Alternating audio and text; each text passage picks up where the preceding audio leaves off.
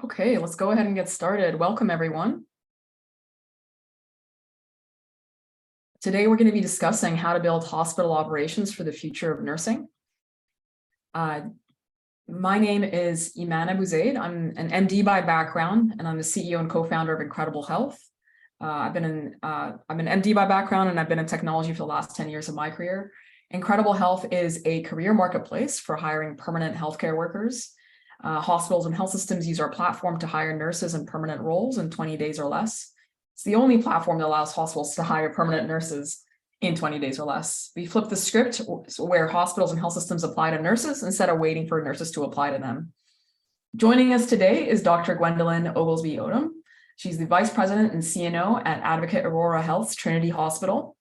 Advocate Trinity Hospital has provided residents in Southeast Chicago with outstanding clinical outcomes and compassionate care for more than 120 years.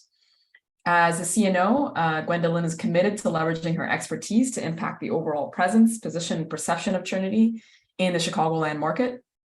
Before joining Advocate Aurora Health, she served as Senior Healthcare Consultant for Strategic Healthcare Transformations, where she provided consultative services to healthcare organizations aimed at cultivating robust, system-wide continuum of care initiatives that focus on strategically positioning healthcare organizations for growth and sustainability. Welcome, Gwendolyn. Thank you so much for joining us. Thank you for having me, Iman.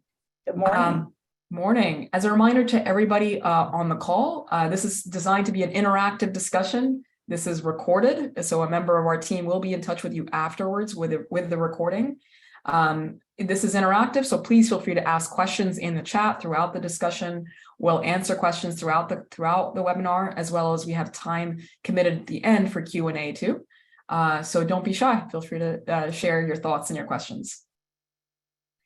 So today we're going to be covering what the nurse labor market looks today, the future of the nursing workforce. We're going to be covering the topic of nurse retention, nurse hiring, and how Incredible Health can help. And then we'll have dedicated time for Q&A. All right, so let's do just a very quick market overview to set the scene here. Healthcare is the biggest labor sector in the country by number of workers, and it has been the #1 employment sector in the country since 2018. Our demand for healthcare as a country continues to increase as our population ages, but we as a country have not done a great job ensuring that we have enough healthcare workers to meet all of that demand. So healthcare is experiencing quite large labor shortages at the moment, and has been for the last many years, and will continue for the coming years to come. So the problem is getting more challenging. We are on track to be 1 million nurses short by the end of this year. The annual acute care nurse turnover in the US today on average is at 21%. That is a 2% increase over the last 2 years, which is a very big increase in just a short period of time. We're also seeing that labor as a percentage of revenue continues to increase. So labor costs are increasing. It's not just the premium labor or temporary labor costs that are increasing, but even the cost of our permanent workers is also increasing. And then our average days to fill a permanent and specialized nurse opening is at 89 days.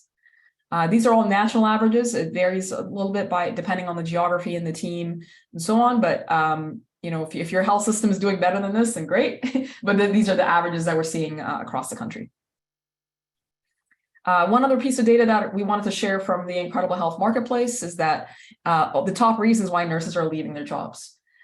We collect, when nurses are signing up for Incredible Health, we have 1 in 4 US nurses signed up on our platform now. And we ask, what is it that you're why is it that you're considering a new job? By far, the top reason is that they're looking to advance their careers. That could mean a range of things. It can mean cross-training, getting more specialized, moving into management, and expanding their skills. The second most common is they're looking for a more flexible schedule and greater work-life balance. The third most common reason selected is they're looking something to do with geography. They're either trying to reduce their commute time or relocating. And then the fourth is higher compensation.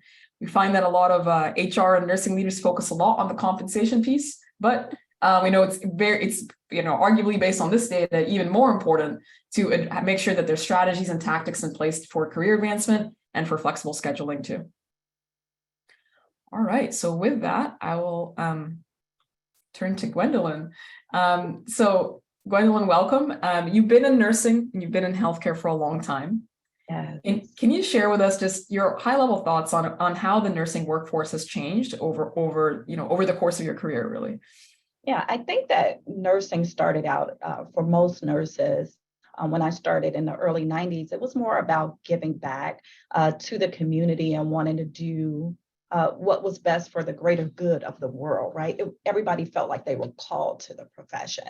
And now nursing is a highly skilled profession where you have to have skills, critical thinking, knowledge. And so it has evolved from just a desire to provide care to actually becoming a skilled profession. And I think it's tempting, you mentioned the focus on money. It's tempting to focus on money as the root of the issue, but it's a larger issue than that. Money is vital to everyone, right? Not just to nurses, it's vital to everyone. But I think that nurses really want what you mentioned, the flexibility in their schedules. They really want to work somewhere where there's a great culture. They want to be a part of innovation and creating the future. And they want to work for organizations that also help focus on making a better economy for the world and also having an environmental impact. So I think it's a lot of things that have contributed to where we are now. And it's not just money. I agree. Yep. And then how has the last 2 years in particular impacted some of these changes that you've noticed? Yeah, I think the last 2 years have really caused us to take a pause. And it has really given rise to the nurses having a voice about what's important to them. And it's not just work, it's having work-life balance. It's about working in a place where you really feel valued and appreciated. It's about well-being. People realize that their life could not just be all consuming with work. What's next? They have a more appreciation for family, a more appreciation for downtime, more appreciation for coming to an environment where they feel like they're being treated as a human being and not just a person who's going to deliver the end result. And so I think it has given us a pause to really look at, are we creating a cultures where nurses really want to work and where they really want to be? And asking the front line, actually, what is that? A lot of times we have a top-down approach to how we get to a solution, and now it's more of a bottom-up approach. We're asking the front line, how do we work together to figure this out? Here at Trinity, one of the things that I always say to my team is we practice lateral service here. And what I mean by that is that all of our roles here are important. The only difference when you're in a higher management level is your level of accountability. Yeah. But we're all here working towards the same goals, and that's to provide safe and effective patient care. Got it. Okay, so as a healthcare leader and as a nursing leader who's had to navigate the last couple of years, what would you say is the attitude mindset that you've had to adopt, or that you recommend other leaders adopt in order to navigate these changes? I think we have to embrace and accept change, and I think it starts there. I think we have to realize that we don't have all the answers and that this is a long road. This is not a sprint. It's going to take us a while to get where we're going. And so, I just advise everybody, practice grace because we're in a different space. We are in unknown waters, charting these unknown waters. So we have to practice grace and we have to share best practices. Before we jumped on the call, we were talking about competition and how this industry is no longer about being competitive. It's about figuring out, how do we all survive together? How do we pull together resources and best practices and kind of leverage each other's expertise to keep the healthcare industry afloat? Got it. Okay, well, thanks for joining us on this call then, because you're sharing your tips on how we all survive together. So I'm just, how do you foresee as you think about the future of the nursing workforce, what are you envisioning? How do you think it's going to change? I think that, a lot is going to change, and it's going to be depending on healthcare overall, right? And so how healthcare is delivered is going to change how nursing has to show up to deliver that care. And so we're seeing that the industry is pivoting from hospitals being a one-stop shop for everything, and then going to a more ambulatory care setting or a more virtual care setting or hospital at home setting. And so we're going to have nurses skilled and trained to be more ambulatory, to provide more care in the home, to be willing to do virtual nursing, because that is how the industry is going. And so those are some of the changes that we foresee, and you have to make sure that your nurses are prepared to do that. Okay. You mentioned, just in your sort of like your leadership approach, the need to listen to the front line and make it a little more bottoms up versus top down. Can you share just a little bit more there? Like what tactically are you doing to make that happen? Oh, it's several things. So here we do what's called a Power 20. So that's just 20 minutes where on each shift, where the leaders of the hospital get together and get on a call with all of the staff. Anybody's welcome to join, and they get to tell us, what's going on in the front line. How could we do things better? It's a listening session for the executive leadership team. So that's just 20 minutes every shift. Another thing we do is host town halls. Those are a little longer, and those are an hour at a time. And during that hour, we get to cover what's going on in the hospital, but also engage with all of our team members across the organization.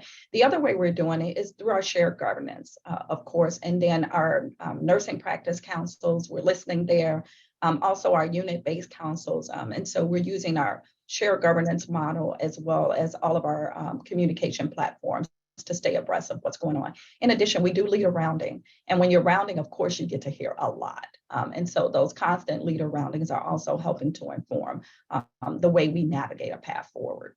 Got it. Okay.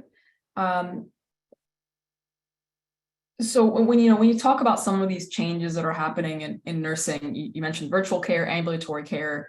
Also, I mean, just schedules have changed, right? Like working nights used to be very normal and accepted. It's not really anymore. You have new graduates, refusing to work nights, right? And of course, there's the demands for improved compensation and improved work, an improved workplace, and so on. So what do you think is like the root cause of like some of these changes that you're seeing? I think it just goes back to people wanting to have a balance in life, and then wanting to pursue other things. Their jobs are not all consuming. They have a life outside of work. And so we are seeing, the younger generation who don't want to work night shifts, but there are some that do want to work nights because they want to go to school. And so I think we just have to be flexible in organizations when it comes to scheduling, allowing for weekend only work, or the new gig work is something else that we're exploring for people who want to just sign up to work when they're in our area to work. So I think it just takes it's a balancing act, right? It's not traditional. And we have to be nimble, and that's what we're doing to meet the demands. Okay, so you had mentioned around just like the listening, the importance of listening. You mentioned the town halls, you mentioned rounding, you mentioned, sort of the 20-minute listening sessions every shift. You have some other sort of like items in place in order to make sure you hear the voices of your nurses. There's some shared governance as well. There's some work groups. Can you share a little bit more about that? So I talked earlier about our shared governance, which is comprised of our nursing practice council, our unit-based councils, our management councils, and the management councils is for our management level in nursing. We have a new grad residency program. We have a nursing well-being and resilience retreats. We have shared work groups, different work groups that's working on different models in healthcare. We have peer mentoring programs. So that's a lot of things that we do to listen and engage our nursing workforce. Okay. All right. We're gonna go next. We're gonna go deep on the topic of nurse retention. Okay. Oh boy. So, you mentioned earlier about, I mentioned it from our data, and then you're seeing the same around the need for nurses, the desire for them to have more flexibility in their schedules. And we know that looks for nursing managers. I mean, that's more complicated, obviously, to manage. Just can you share a bit more about how you're thinking about nurse scheduling at your hospital? Do you offer any kind of flexible scheduling, and it's sort of how are you thinking about it strategically, and what are you executing on? Yeah, so what we do have is a self-scheduling system here that we use. So we do have self-scheduling, so the nurses are able to do some self-scheduling for their schedules. But then if we have gaps in the schedules, the managers are going back and asking if people can, pick up shifts. We have weekend-only nursing. We have float pools, we have externships, we have apprenticeship programs.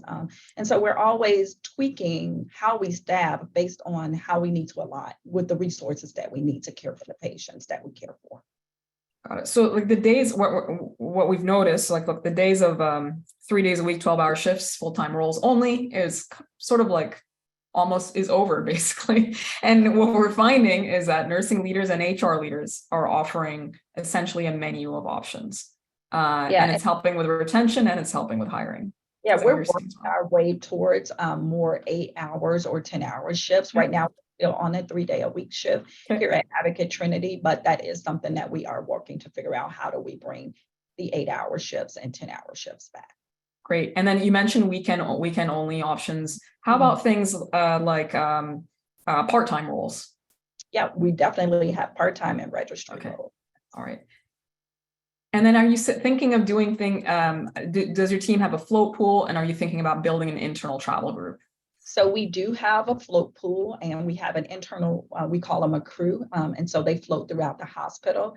And then we also do have our own internal travel agency. So when we find out that nurses are interested in going to traveling nursing, we do refer them to our internal, our own Advocate Aurora internal agency for place. Great. And for teams like the float pool or the internal travel team, it's essentially they're getting more pay in exchange for flexibility. Correct. Providing more flexibility. Okay.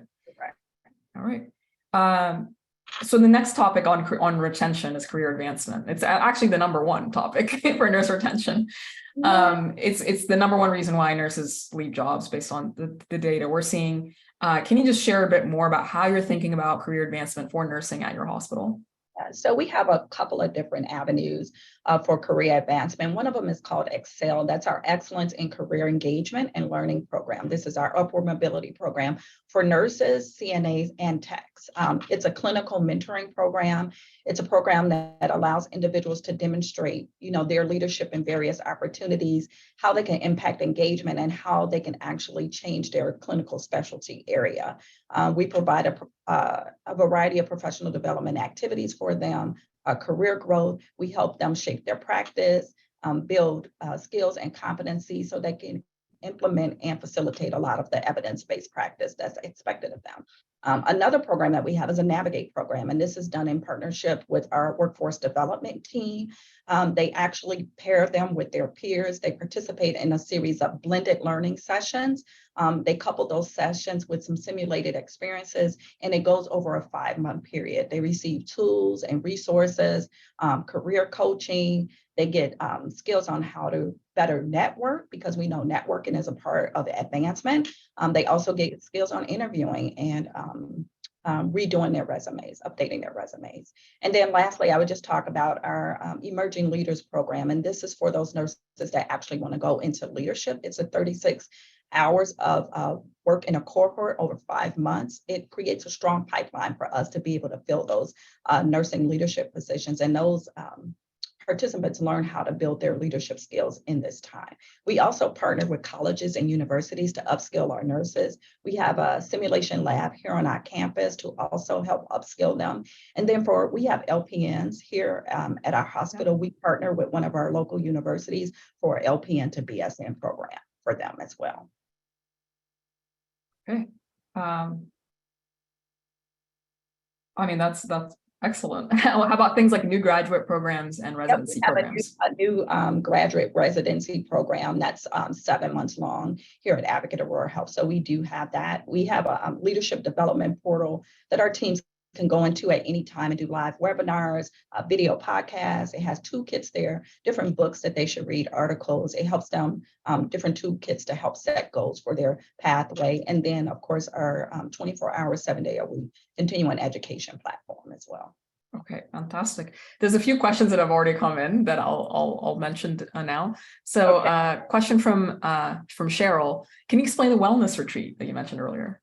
So our wellness retreat is a partnership with our mission and spiritual team, where the nurses actually get to sign up and leave off campus for a day of wellness and spiritual and just emotional well-being at an offsite retreat. They do a lot of different activities to help them unplug and just really focus on self-care. Okay. And then regarding your nurse leadership training, you have your Emerging Leaders program. I'm assuming the nurse managers also get mentorships and coaching throughout as well. Question from Lisa Campbell that came in: how are you educating and supporting your nurse leaders to operate from the standpoint of well-being, empathy, and emotional intelligence? Yeah, I think it's through some of those programs that I mentioned, like our Emerging Leaders program, our PEAK program. And then we also have mentoring and coaching available for those that are interested interested in progressing. So they do have an opportunity to work with either internal or external coach to help get them where they're trying to go. Great. And then on before we leave the topic of career advancement, just curious if has your team gotten to the point of documenting career mobility plans for every staff nurse? Like, is it, I'm just wondering, there's some great programming, but is it formalized for every single nurse? So it is an opportunity during annual reviews. Our nursing managers usually sit down with their staff during annual reviews and talk about their growth plans, where they are. You start developing your growth plan the day that you start here. So working for your nurse residency, you start developing your growth plan and then your frequent touch points. Initially, it's a 30, 60, 90 touch point. And then usually annually, they sit down and they review, how far have they progressed in that career growth plan. Okay. Will you be open to sharing what your retention rate is? Sure, I can share what our retention rate is. So right now we're hovering around, we are 15%. Okay. Retention rate, which is good. It was up. Yeah, it was up to 58% we were losing. So we're at 50% now. So it's much better than in the past. And better than the national average as well, which is over 20% now. Yeah. Okay. Just curious about your thoughts on travel nurses. Are you hiring them? What's, how are you using them going forward? Yeah, so at the height of COVID, we saw we had about 58% of our nursing workforce was agency here at Advocate Trinity. And I'm happy to report that we're down to 26% as of this month. And so, we have had a heavy focus on investing in the growth and development of the nurses that we currently have and retaining them, as well as recruiting new nurses. We definitely appreciate having agency nurses when we needed them so desperately.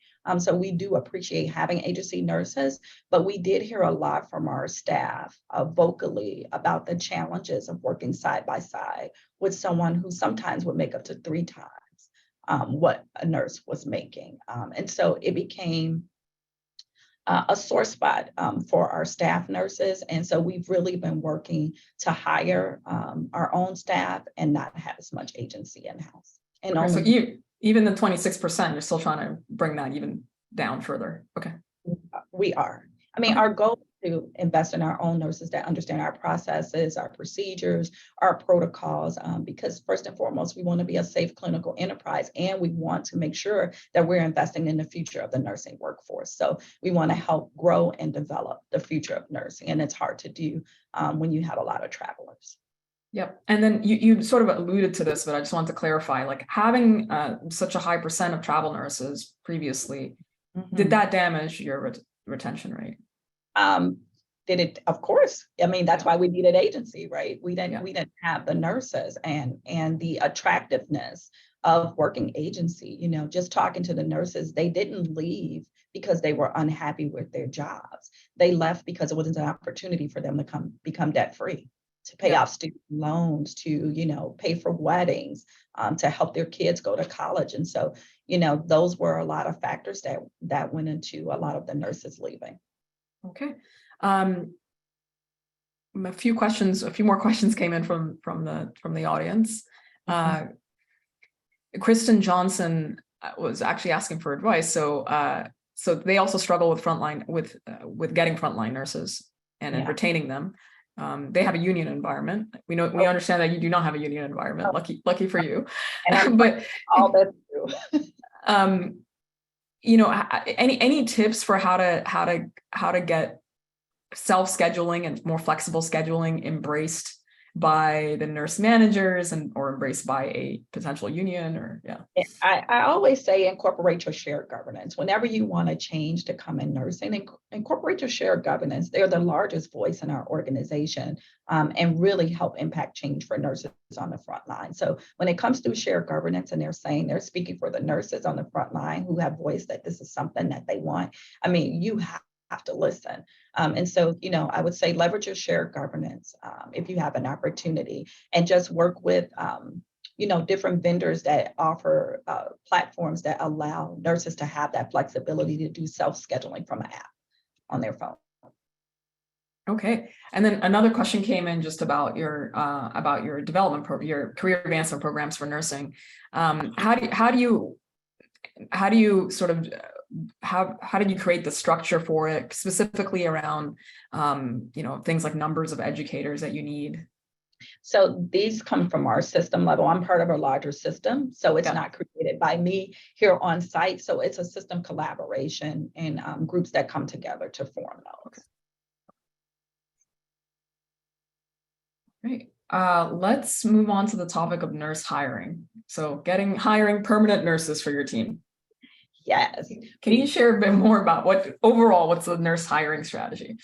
So I think for us at Advocate Trinity, we're located in the inner city. And what has worked well for us and why we've been able to reduce our dependency on agency by 32% this past year has really been myself, my directors, and my managers actually getting involved with the talent acquisition team.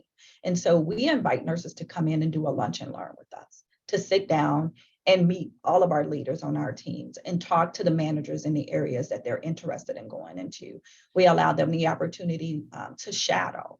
We allow them the opportunity to come and participate in the first 5 in our simulation lab, especially for our new grads. And so I think that has gone a long way. We've also partnered with our local community colleges and 4-year academic institutions around recruitment and retention. And we allow them to do field trips here. And what I'm finding is when you allow the colleges to come and do field trips, the students on the outside never realize what's going on behind the scenes in the hospital. And they don't understand that it's more here than just doctors and nurses. And so they have an opportunity to meet with all of our leaders from pharmacy to healthcare informatics, nurses that actually, work in healthcare informatics, and they're shocked. They're like, you do what? This is what you do. I think so we have really engaged our community and really just made it personal with the recruitment team. I mean, it's all of our jobs to recruit. It's just not our recruitment team's job to recruit. It's all of our teams. So we're leveraging our social media to post when we're having open houses or events here. And it's all hands on deck. And I think that has made the difference. Awesome. So are you able to share at all, like just roughly how many nurses you're adding to your team every year? Yeah, I could tell you we lost about 58% of our workforce. And so in the past year, we've, brought on over 200 nurses. Okay. And then how do you think about the breakdown between experienced nurses versus new graduate nurses? We have a lot of new grads, particularly in our med-surg area. We have a lot of new grads. We find that we have more seasoned nurses in our surgery departments and our OB departments. We didn't, we still have more seasoned nurses in that. So it's about a 60-40 split, 60% new grads, 40% not. And then is that what you want the ratio to be, or that's just how it came about? Or absolutely not. The pandemic created. Okay. All right. What's your idea? Like, how are you thinking about like shifting that ratio between new graduates and experienced nurses? Well, and I think a lot of it is going to depend on how we pivot as an industry. So for instance, virtual nursing. A lot of our seasoned nurses are interested in joining the virtual nurse team and being able to provide care virtually. So that's an option. Virtual preceptorship is another option that could come out. Gig work, just signing up for when you want to work, no real commitment, but just, type of gig work. So I think we will begin to see that we can get more seasoned nurses in with more flexibility as well, because they are burned out. Okay. So virtual nursing is a sort of a newer concept. It's actually not often that we hear speakers chat about it. Would you mind just sharing a bit more about what is virtual nursing and how you're thinking about it? Yeah, I think one of the things that we realize is that our nurses want to be able to provide care and do education. And what they find is that they're doing a lot of documentation in the chart. So we're figuring out how can we leverage virtual nursing to allow our nurses to do what they really are passionate about. And that's providing that direct patient care. And so that virtual nurse will assist in doing some admissions and some discharge paperwork. And then the nurse can really focus on the education and the hands-on care that she needs to provide to our patients. Okay. And do you have, these programs, are you piloting this, experimenting with this now? Or? We're working on them as we speak. Okay, that's great. Great. All right. So Next, what we'll do is do a quick overview of Incredible Health, and then we'll come back and answer even more questions because there's a lot that have been submitted. We have a very engaged audience today, which is great. And then one of my final questions that I usually ask is, what are your top tips for the nursing leaders and HR leaders who are on the call today? Great, let me just quickly share my screen. Okay, so Incredible Health, we are a software company headquartered in San Francisco, and we operate nationally. Hospitals use our custom matching technology to hire high quality permanent nurses in less than 20 days. We are used by over 650 hospitals and health systems across the country. We work with very large health systems, including HCA, Tenet, Kaiser. We work with many academic medical centers, including Johns Hopkins and Stanford and Cedars-Sinai, and lots of community hospitals as well. So what we do, there's a few unique things about what Incredible Health does. First, the employers apply to the talent instead of the other way around. As you can imagine, the nurses absolutely love that, because the nurse creates a profile, sits back and relaxes, gets interview requests from different employers, and the nurse is deciding which interviews to accept or decline. The talent and the nurses on our platform are also pre-screened before they are being put in front of employers. We use data, algorithms, technology, as well as humans to pre-screen them. We also create matching algorithms for every single employer that we work with. So we make sure that we are matching talent to fit your needs and vice versa. And then we also have a two-sided marketplace like ours churns out an enormous amount of data. So we provide very strong data analytics reports that helps nursing leaders and HR leaders see how they're doing from a speed standpoint, operationally, how they compare to their local competition, how they compare to their national competition, which helps them address any bottlenecks and areas of improvement too. Nurses, we're often asked, how is it that nurses join Incredible Health? Why do we have 1 in 4 nurses in the country signed up for Incredible Health? The answer is we give them a lot of free services and tools. Everything at Incredible Health, including the jobs marketplace, is 100% free to nurses. We also offer in our apps free continuing education for every single nurse in the country. We have free salary estimators. They get assigned a talent advocate or a career coach to help them navigate these processes. There's an exclusive social network for nurses built into our apps where they can ask each other for advice too. And all of this is free, available on our Android app, iOS app, and on the web too. Just to share a little bit more data with the audience as you're thinking about your hiring strategies or retention strategies. What we find on our marketplace is 68% of nurses accept the very first permanent job offer they receive, and 61% accept the very first offer they receive, even if the second or third offer has higher compensation. That just speaks to the need for speed and operational excellence in hiring. Employers are really not at the luxury to delay interviews, delay sending out offers, and really have to put approaches in place that really accelerates interviewing, sending out offers, and getting talent through your hiring processes as quickly as possible. This is just a quick case study from a team that we work with. This is a team in LA. These are the different steps in the hiring process. Where we have the biggest impact is on time to source. For this, conventionally, this team was able to source within 44 days, whereas with Incredible Health, it was 3 days. And we do remove days in later steps of the process with things like automating interview scheduling and things like that. And so for this team, we were able to bring down the days to fill from 66 days down to 19 days. Why that matters for a nursing leader, an HR leader, is that it just drives enormous cost savings. It allows teams to reduce their premium labor costs because they're able to hire permanent nurses faster. We also track retention. So when nurses are hired through Incredible Health, the retention rate is about 15% higher than the hospital's baseline. The reason for that is because the nurse was able to consider multiple opportunities before, selecting Advocate or Trinity Health, for example, Trinity Hospital, for example, and so the retention ends up being higher. This is just a quick slide from one of our partners at Stanford. This is a true partnership. Incredible Health has to collaborate with the in-house talent acquisition team and the nursing leaders as well. We're doing a lot of the heavy lifting in the first 4 steps of the hiring process. We're taking care of the sourcing, pre-screening, making sure they're actively looking, and getting that first recruiter phone screen automatically scheduled. At that point, the in-house talent acquisition team is completing phone screens, getting hiring manager interviews completed, sending offers out, and getting offers accepted. This is a newer model in talent acquisition. we always talk about nurses needing to operate at the top of their license and the top of their skill set, but we also have to have recruiters and our HR teams also operating at the top of their skill set too. And we want nurse recruiters who are often, by the way, on average, nurse recruiters have 10 years of experience, and they're usually a very experienced group of workers. We have to make sure that these professionals are able to do what they do best, which is engaging with talent and engaging with hiring managers. We need to free up their time from things like sourcing and doing things that frankly can be handled by technology now. And so this is just definitely a newer model in talent acquisition. All right, so we're gonna spend the rest of our time here going through many of the questions that have come through. If there are even more questions, you're welcome to send them to questions@incrediblehealth.com.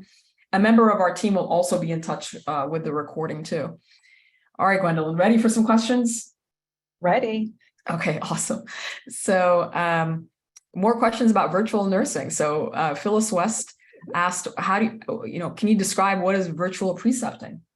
Yeah, so virtual preceptor is a seasoned nurse who decides that she's going to partner virtually with our new nurses to kind of help them navigate the landscape, right? It's that person that they can ask questions to. They may not want to go to their manager or to a preceptor on their floor and ask a question. They may just want to talk to a virtual nurse that they feel like is offsite, but who will not judge them or feel like they don't know what they need to know. And so it's an opportunity that we are exploring in order to leverage that seasoned nurse experience and help us onboard our newer nurses and help them to get to the level that they need to practice at the top of their license. So it's something new. It's something that we're exploring. We haven't deployed it yet, but it's an option that we're considering. Okay, a question came in from Cheryl. You mentioned an apprenticeship program. What is that? So it's with a local high school here in Chicago. They actually have students in their senior year who actually complete the CNA program. And upon completion of the CNA program, they're able to come here to Trinity and work up to 16 hours a week to get experience as a CNA. So that's our apprenticeship program and partnerships with a local high school here. Okay. Great. So a few questions came in from Dana. What are your thoughts on role transitions? So for example, when a nurse goes out on maternity leave or getting ready to retire, like how do you think about that as you're planning for the workforce? I think it's something that we've always dealt with, role transition. There's always been women going out on leave. And so we are always looking to fill the gaps, either with new nurses that are coming on or registry nurses that we have. We have our own internal agency. And so when there are role transitions, we are prepared to step in with those other resources that we do have. Similar question also from Dana is like, how do you think about things like internal mobility for your nurses, particularly nurses who develop new skills, or maybe they want to leave a unit and go to a different unit, but they're leaving that previous unit short-staffed. Like, how do you think about just all the internal movement of nurses? I think one of the things that we've learned through COVID is that we have to be really nimble. And I'll give you an example. One of our nurse of the year this year, Renee, he actually works on our GI unit, our dialysis unit, our ED unit, and our ICU unit. And so we found that cross-training our nurses throughout the hospital and allowing them to actually gain skills in other areas that they weren't used to being in really allowed us to be able to fill a lot of those gaps. And so he picks up a lot of different shifts on his off days in other areas. And we have quite a few nurses that are doing that. So cross-training is the way that we've been able to do that. Okay, a quick follow-up on that. You mentioned, you described cross-training for your nurses that are already there, so internal cross-training. Curious if cross-training is something you consider for your external hires too. So for people who are coming on that want to do that, yes, once they are onboarded, absolutely, we definitely will consider that. We're not limiting people. I mean, I have another nurse that loves working in OB, but also likes working in dialysis, and another nurse that's working in our GI department that also likes working in our ED. And so, when we find out that people have an interest in another area, we do that. One of the other things that we're exploring is we have sister hospitals that are about 30 minutes each from us. We're exploring having like things we don't offer at our hospital that are offered at other hospitals, allowing our teams to go over there and pick up shifts and learn skills over at our other sister hospitals. Okay. A question came in from Christine.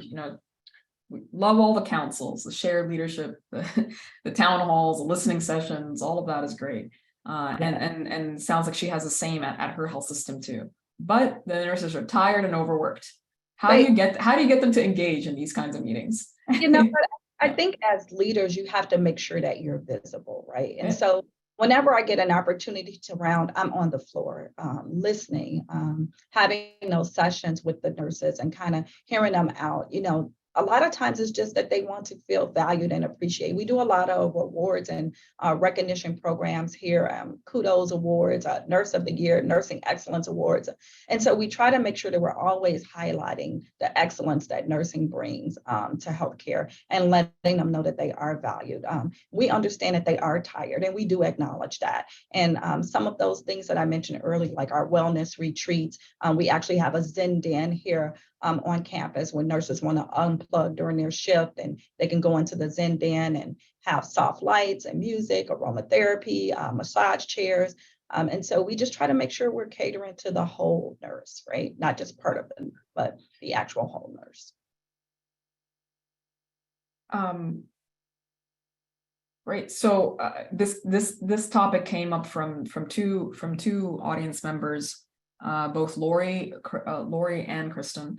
The nurses report, unsafe staffing, right? And there's this taboo word of ratios.